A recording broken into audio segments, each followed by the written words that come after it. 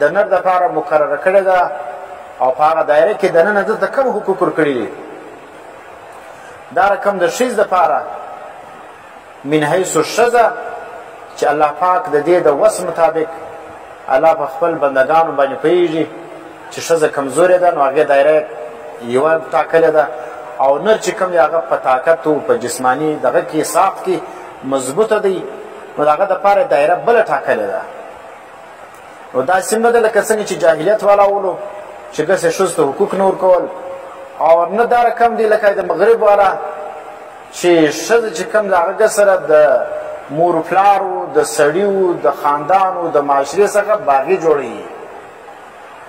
نو دا خبرې چې کوم دي دا ګوره چې سالم به زه نه پخوم، زه د اولاد کارخانه یم، پلانۍ ده، چیش ده، دا خبرې کول، نو دا خبرې دا چیز دا فالتو خبرې دي.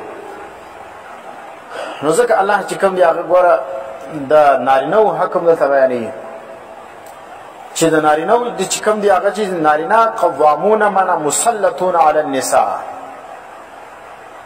د اسلام څخه هټ کر معنی د اسلام چشمې چې ساکې دپاره تدی کم نارینه چې کوم دی په یهودیت کې، په نصرانیت کې، په د هندوانو کې، په آتش پرستو کې، په مشرکینو کې د اسلام بغیر هم نر چې کوم دی هغه په ښځه باندې چیز دی حاکم دی. دا ولې د ده د جسم ساخت، د ده مزاج، د ده طاقت دا تقاضا کوي چې دی چې شوي دی حاکم وي. نو دوه قسمه په دوه وجه باندې سړی چې کوم دی هغه حاکم دی پر ښځو باندې.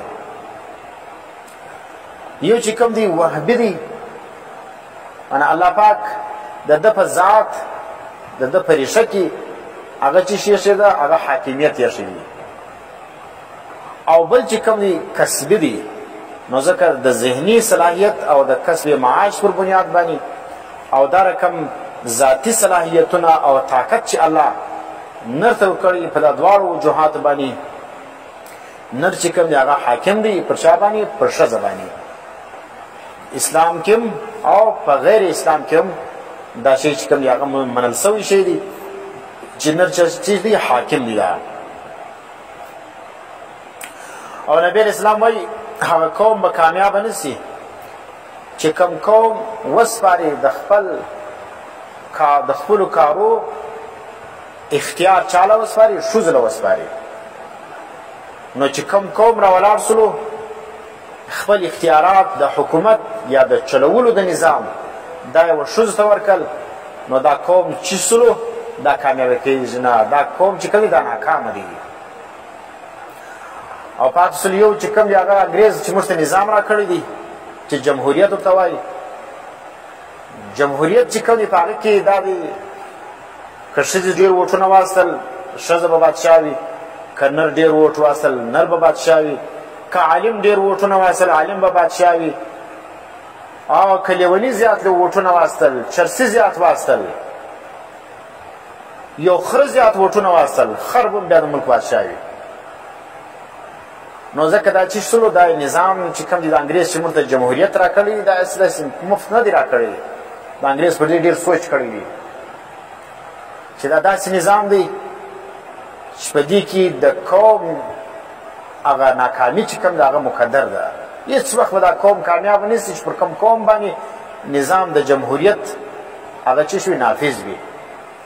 نو ځکه دا انګرېز څه دی چې د اوس مسلمانانو حکومت ختم سي، یو ځای خلافت قایم سي یا اسلامي حکومت قایم سي، دوی راسي بیا وایي دا نظام ختم کړي. ولې ختم کړو؟ جمهوریت به راولي، ښځې ته به معقول کوي او ټول قومونه به کې شامل وي، ګرد خلک به کې شامل وي، د ګردو رایه به کې شامل وي. داسې حکومت بظاهره دا خبرې ښې خبرې دي.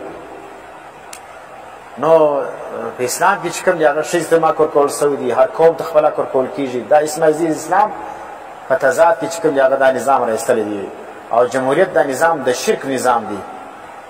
نو ځکه دا چې سلو دا مشرکانه نظام دی. انګرېز چې کوم دی هغه هر ځای دا غواړي چې دا نظام پر مسلمانان باندې نافظ سي. بیا د دې خوښه ده چې خر ټاکي، که انسان ټاکي، که عالم ټاکي، چې هر څوک ټاکي ودې ټاکي. نو ځکه په جمهوریت کې د ښځې د حکمراني چې کوم ده هغه تسلیم شده ده. ځکه زموږ د ملک یو وزیر اعظم چې کوم دی هغه ښځه هم تېره سوې ده. نو دا چې شوله دا د جمهوریت مرهون مینت ولو او چې اسلام وایي دلته نو بیا به دلته ښځه ښه مشره سوې وایي. او ډېر علما دي هغه اوس به یاد دی اسلامي جمهوریت وایسته. اسلامي جمهوریت د کوم ځای راځي چې ښځه پکې مشره کېږي؟ په اسلام کې خو د ښځې مشري نه وله. او دلته په اسلامي جمهوریت کې موږ ولیدل چې ښځه زموږ مشره شوله، زموږ وزیر اعظم شوله. ول چاروں صبح کی ایک زنجیر بے نظیر بے نظیر. نو څلور صبح چې یو زنجیر ولو هغه خو موږ مشره شوله. نو دا چې شلو دا د ښځې حکمراني چې کومه دا په جمهوریت کې شته، په اسلام کې نشته. تاسو اسلام ته جمهوریت ته اسلام ویل دا اسمه یو فالتو بکواس چې خلک یې کوي. اسلام وګوره، جمهوریت وګوره. د جمهوریت دا منحوسه چهره په صفا اسلام باندې مه بدنامه کوي. اسلام او جمهوریت نشي ترجمه کېدلی. اسلام چې کوم دی هغه د توحید دعوت کوي، د الله د وحدانیت نظام دی. او په جمهوریت کې چې کوم دی هغه د شرک دعوت کوي. 80 جنډیانې، 80 مشران، 80 لیډران.